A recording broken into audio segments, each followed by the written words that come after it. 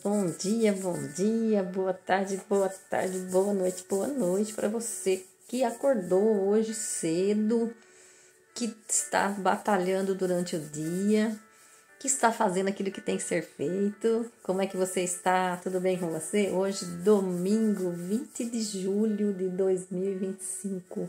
Agora são 5 horas e 36 minutos da manhã. Hoje tem uma corrida, então preciso estar preparada para correr. Levantar cedo para falar com você, deixar um recado, para que você durante o dia possa ver essa mensagem. Que a gente vai buscar mais um pouco, né? Conhecer sobre os provérbios deixados para nós vivermos melhor, em sabedoria, né? Discernimento. Que Deus possa nos iluminar essa manhã de domingo, nesse dia de domingo. Né, que a gente possa fazer aquilo que nós precisamos fazer para que a nossa vida possa ser melhor, né? Então, vamos lá? Nós paramos ontem no 16, então hoje nós vamos iniciar no capítulo 27, versículo 17. O ferro se afia com o ferro e a pessoa se afia com a presença do seu próximo. Olha que interessante isso daqui, né? O ferro se afia com o ferro, né? Se você vai afiar um machado ou uma enxada, né, para cortar, hoje nem tem mais machado, né? Hoje tem motosserra, né, que corta as árvores. Mas se você vai carpir, você vai afiar ali a enxada com uma lima. Então, ferro se afia com ferro. E o homem se afia com outro, né, com outra pessoa, ou seja, você aprende com outras pessoas. Nós aprendemos uns com os outros. Veja, quando a gente é pequenininho, a gente nasce, a gente não sabe nada da vida. E aí a gente vai aprendendo com as outras pessoas. E quando a gente vai crescendo, a gente vai aprendendo com as outras pessoas. Vai aprendendo a ter sabedoria, né? As pessoas vão nos ensinando, né? Nossos professores, nossos pais, né? Vai nos ensinando tudo na vida. E chega uma hora que você tem o seu conhecimento, o seu discernimento, e você tem que decidir aquilo que é melhor para você, aquilo que te faz crescer mais, aquilo que te leva para a sabedoria ou não, né? Então é você que toma essas decisões quando você tem uma certa idade. Mas nós precisamos um dos outros, né? E é interessante aqui dizer que a gente precisa cada vez mais buscar inteligência, né? Buscar sabedoria para que a gente possa, né, ter mais conhecimento, que a gente possa liderar a nossa vida com a instrução que vem do céu, né? Com as instruções que vêm da Bíblia, através da Bíblia, e com a sabedoria humana também, né? Das pessoas. E tem uma historinha do sábio e do tolo, né? Não sei se vocês já conhecem, assim, a grosso modo. O sábio e o tolo se encontraram. E o tolo, ao invés de... Porque quando você senta numa mesa, por exemplo, que você não sabe as coisas, que você não é o que mais conhece ali na mesa, né? Que é o que mais tem sabedoria, conhecimento, você tem que o quê? Ouvir. Para quê? Para você aprender, né?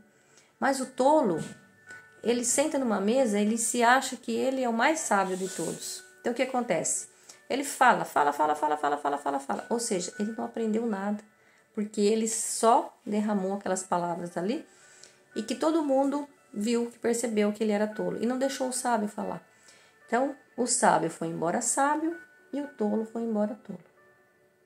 Então, ao passo que muitas vezes a gente perde as oportunidades na vida de crescer, de aprender, de se aprofundar, né? Então, nós precisamos abrir o nosso coração para aprendizado, para buscar cada vez mais nos tornar pessoas sábias, nos tornar pessoas melhores, nos tornar pessoas verdadeiros cristãos, né? Verdadeiras cristãs, pessoas que buscam cada vez mais conhecer esse Cristo maravilhoso. Por quê? Porque se a gente não se deixa ouvir, a gente vai passar, né? E não vai aprender. E aí a gente vai deixar de ouvir. Teve oportunidade, mas não deixou se aprender, né? Não deixou aprender, né? Não deixou se conhecer as palavras de Jesus, as palavras que nos tornam mais sábios, nos faz crescer verdadeiramente como irmãos, né? Com pessoas que têm um coração puro. Né? Então, deixemos-nos aprender uns com os outros. Vamos afiar, né? Vamos nos afiar uns com os outros. Versículo 18. Quem cuida da sua figueira comerá de seus figos. Olha que interessante. Quem cuida de sua figueira comerá de seus figos, e quem respeita o patrão será honrado. Então aqui, ó, quem cuida da sua figueira comerá os frutos. Aqui não podemos dizer que uma árvore frutífera, né,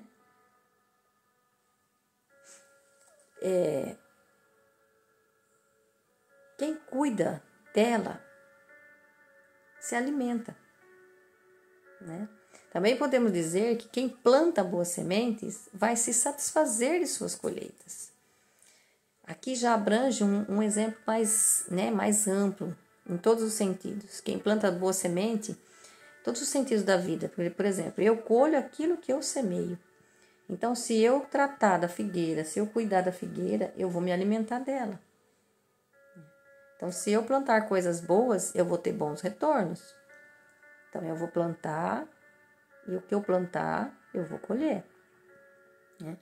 Quem trata bem também o seu senhor, ou seja, o seu patrão, né, será honrado. Aqui refere-se a alguém que serve com lealdade, né, que seja o seu líder, seu patrão ou uma autoridade, né? Então, nós temos que ser diligente, né? Que seja, o que é ser diligente? É ser zeloso, é ser ativo, aplicado, cuidadoso, né? No trabalho. Então, se você for aplicado no trabalho, diligente no trabalho, você vai colher bons frutos. Seja em forma de reconhecimento, crescimento, né? Enquanto você está debaixo de uma ordem, melhor cumprir para você ser honrado. Porém, Deus te fez, sim, Deus nos fez, né, para a gente servir, que Jesus diz que maior é aquele que serve. Mas Ele nos fez livre, né? Ele nos fez livre para que a gente possa buscar cada vez mais crescimento e sabedoria e ter liberdade. E ter liberdade financeira também. Para você não ficar sempre, se você quiser ficar sempre abaixo de um patrão, abaixo de um trabalho, tudo bem, não tem problema. Mas se você verdadeiramente quiser buscar, né, uma sua liberdade financeira, né, você vai ter que buscar coisas melhores, você vai ter que buscar, porque veja, se você ganha aquele salário, você vai ter aquele salário todo o tempo. A partir do momento que você é livre, você quer fazer outras coisas também para melhorar a sua situação, então você tem que buscar. E quanto mais você busca, mais você vai ter condições de fazer isso. Honre e respeite aqueles que te ensinam. Nós falamos até isso no versículo anterior, né? Aqueles que te ensinam também uma profissão. Mas lute também para que você seja dono do seu próprio negócio, né? Seja ousado. Queira buscar mais, né? Não se acomode. Nós temos uma vida e ela é breve. Por isso, façamos o melhor dela para que desfrutemos do melhor dela também, né? Porém, sempre com respeito, com responsabilidade. Então, esse provérbio ele nos incentiva a lealdade, trabalho cuidadoso, sempre buscando o melhor a cada dia. O esforço nunca é em vão e a colheita vem, né? Não se deixe dominar, né? A colheita vem. Você é livre, você tem as suas escolhas, então buscar cada vez mais, crescer, melhorar a sua vida, isso é coisa que Deus pede para você fazer. Porque lá no princípio Ele criou o céu e a terra para que o homem governe e desfrute dela. Né? Porque muitas vezes você trabalha, nem desfruta. Só trabalha. Aí acaba perdendo aquilo que de mais precioso você tem, por exemplo, que é a família, que são os filhos, que são suas heranças, né? E aí a gente acaba ficando se preocupando tanto com o trabalho, sendo que Deus quer que a gente desfrute dele e não seja escravo dele. Percebe? Então vamos lá. Versículo 19. Olha que legal esse. O rosto se reflete na água e o homem se reflete em sua consciência. Em algumas versões está o homem se reflete em seu coração. Veja. Em outras versões ele diz assim: na água o rosto corresponde ao rosto. Assim o coração do homem ao homem. Então, Quando você olha para uma água paradinha ali, você vai ver seu rosto refletido naquela água. Assim, as ações, as palavras de uma pessoa revelam o quê? Revela o coração, né? Revela o que está dentro de nós, né? Então, o que está dentro de nós, ele se manifesta para fora. A boca, na nossa boca, fala do que o coração está cheio.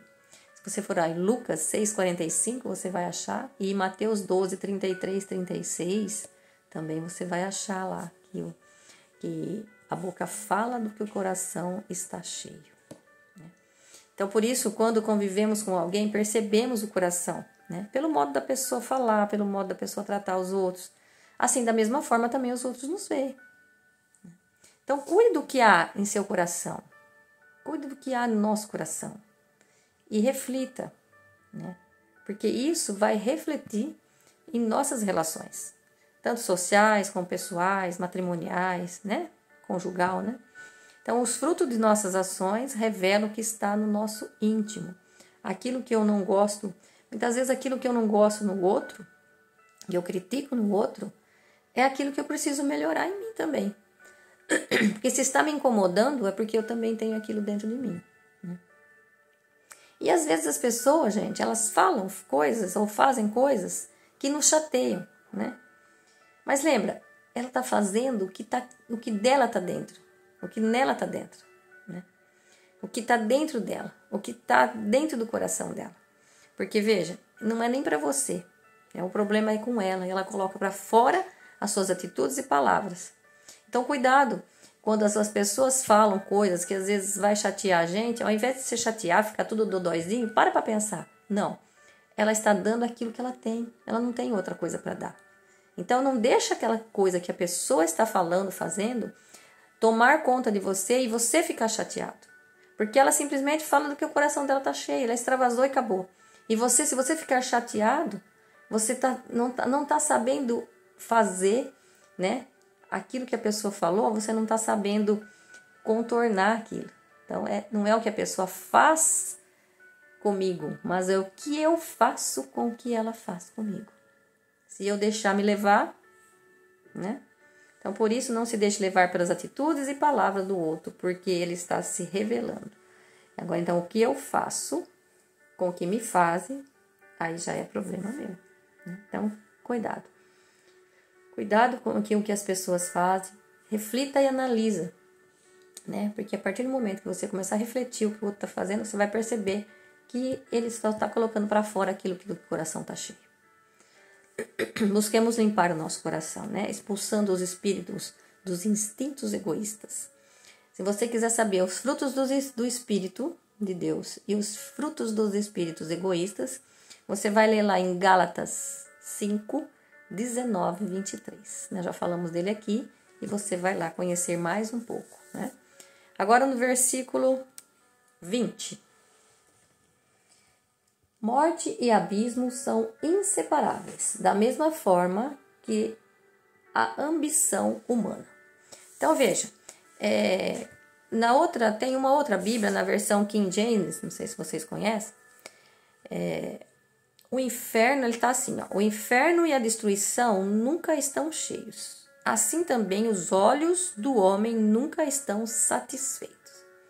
Então aqui Jesus nos diz que nossos olhos são como lâmpadas, né, de nosso caminho. Ou seja, nossos olhos são lâmpadas para o nosso corpo, para a nossa vida. Se nossos olhos forem bons, todo o nosso corpo será iluminado. Mas se forem maus, com grandes trevas será o nosso caminho. O inferno e o abismo nunca estão satisfeitos. Então, eles querem cada vez mais almas, cada vez mais levar você para lá. Então, toda maldade, todo pecado, toda malícia começa onde? Começa pelos nossos olhos.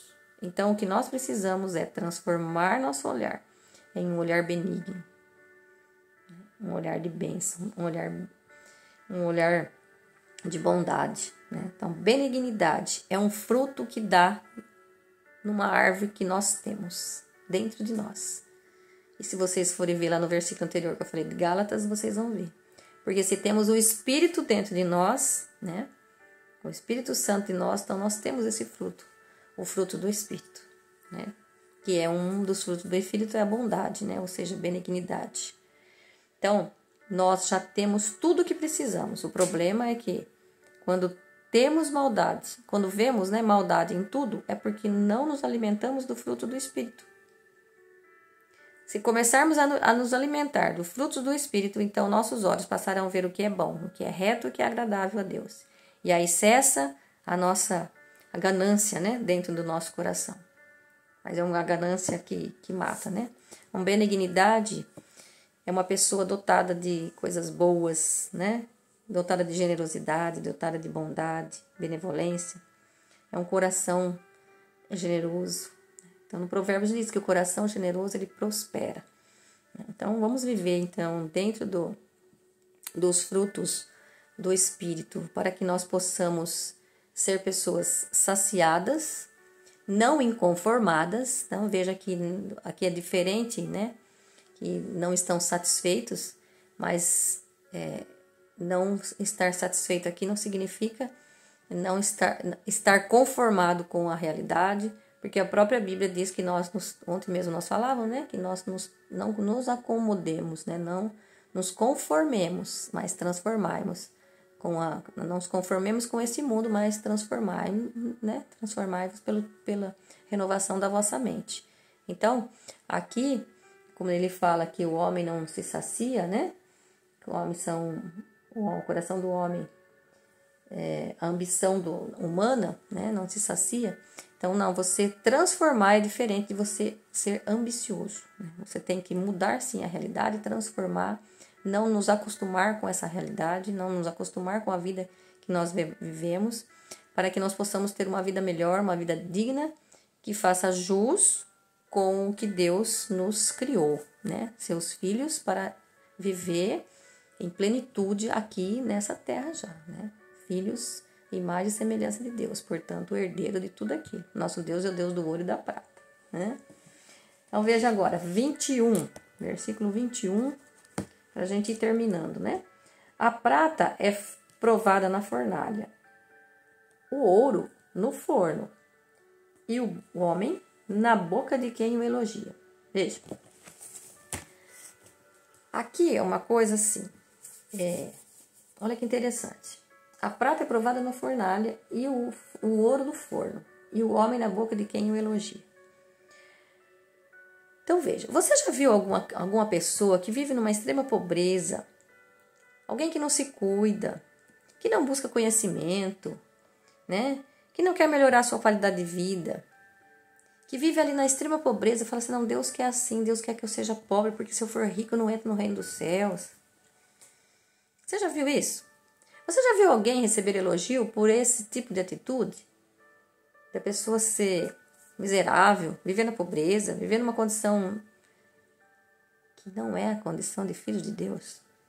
Então veja, muitas vezes na religiosidade, né, nos prega que é preciso ser pobre e parecer um mendigo, né, para suplicar por Deus a sua misericórdia.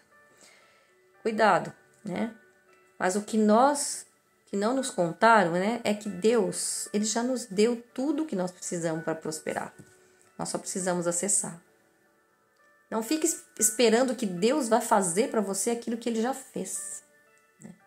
Entender que tudo depende de mim, porque quando eu faço o que é possível, Deus entra com o impossível e o extraordinário. Então, nunca terei resultados diferentes se eu continuo fazendo sempre as mesmas coisas e rezando e pedindo a Deus que faça por mim. A sua oração nem chega a Ele. Porque se você não está fazendo a sua parte, que Ele já te deu a semente que está dentro de você, para que você possa prosperar, crescer, frutificar, por que você está fazendo orações se você não se mexe, não busca, não vai atrás de melhores condições? Levanta daí dessa cama, levanta, né? Vai cuidar daquilo que Deus deu para você, vai cuidar daquela semente que está aí dentro, para que você faça ela germinar, que ela faça ela romper, né? Criar raiz e crescer e dar fruto. Então, nunca vou ter diferentes resultados se eu estou fazendo sempre as mesmas coisas, cultivando as mesmas amizades, frequentando os mesmos lugares, né? Então, é preciso abrir a mente, navegar por águas mais profundas, né? Cuidado ao dizer que é vontade de Deus, porque Deus não tenta ninguém. Se nossa vida não está como gostaríamos, lembre-se que a culpa é toda nossa. Se a gente, né, se a gente não fazer o que nós temos que fazer, né, o extraordinário não vai acontecer. Então, nós temos que fazer o extraordinário acontecer na nossa vida. Aquilo que eu posso fazer. E Deus vai fazer o extraordinário, vai fazer o milagre acontecer. Ele vai fazer, né? E cuidado com os elogios, né? Porque mesmo que você esteja fazendo, agora se você estiver fazendo as coisas esperando elogios, cuidado. O elogio é só para você dar uma cheiradinha e sair de perto, sabe? Para você crescer, mas não para você ficar se apegando demais. Porque quem se apega demais a elogio pode se tornar arrogante e orgulhoso, né? E orgulhoso e arrogante Deus não quer. O orgulhoso, prepotente, soberbo não entra no reino dos céus, não adquire sabedoria, né? Então agora, se permanecer humilde, né, através do elogio, demonstra maturidade e sabedoria. Então os elogios para quê? Para demonstrar maturidade, demonstrar sabedoria. Mas não faça por conta de elogios, faça porque você é filho de Deus, reinante. Nosso Deus é o Deus do ouro e da prata e não quer seus filhos miseráveis. Pobreza? Não. Pobreza não. Deus não quer seus filhos pobres. Deus quer seus filhos ricos, porque Ele fez esse mundo maravilhoso. E quando você nasceu, esse mundo já estava pronto. Ou seja, Deus fez você quando todo o mundo já tinha sido construído, né? Ele já tinha feito o céu, a terra. E tudo que você precisa para prosperar, para viver uma vida digna de filhos, Ele já tinha feito quando Ele fez você. Porque Ele nos fez no 6º dia. E nos outros dias Ele fez o céu e a terra. E quando Ele fez no 6º dia, no 7º Ele descansou, ou seja, para mostrar para você que era para você desfrutar daquilo que Ele deu. E que você tinha que romper essa semente que está dentro de você, para que você também possa desfrutar das maravilhas que Ele criou para você. Ele criou para nós tudo que está na terra, sem a nossa opinião, sem precisar, sem contar com a gente. Ele criou para nós. E agora você acha que Deus tem que fazer mais ainda para a sua vida?